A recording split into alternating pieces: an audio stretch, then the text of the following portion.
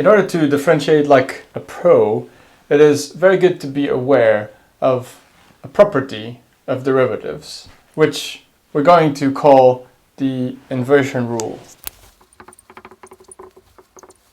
Very simply, what the inversion rule tells you is that these infinitesimals in Leibniz notation, dy dx, can be inverted in a way that you would invert normal numbers. Remember that this is not a quotient of real quantities, but it shares a lot of the properties, including you can invert it, which means that if you're calculating 1 over dy dx, this is the same as dx dy. And this can be really useful whenever you want to calculate the derivative of the inverse function. A way to see this is to follow the example that you have on section 5.9 of the lecture notes. Let's say that you have a function which is y equals square root of x, or x to the power of 1.5. And let's say that we want to calculate the derivative of y. This is dy dx. This is relatively straightforward. It's just the power rule. You drop it, and then you take minus 1, so you get minus 1.5.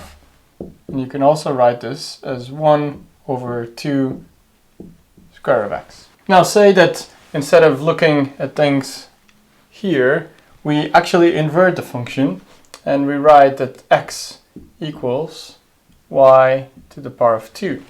And let's say that we're now thinking in different variables. So now x is the function and y is the variable, and that we want to therefore calculate dx dy. How do you do this? In this case, this is not implicit differentiation, so we're actually saying that x is a function of y. It is okay provided we define everything. There's nothing special about the letter x or y, although typically we use x as the independent variable and y the dependent, or the function. In this case, if we want to calculate dx dy, it's also relatively simple. It means dx dy is equal to 2y.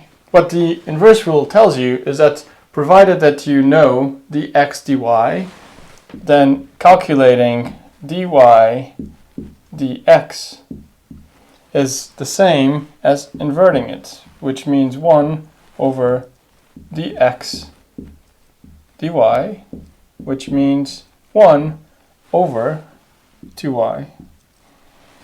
And because we know in this case what y is, it means we can also write it as 1 over 2 square root of x.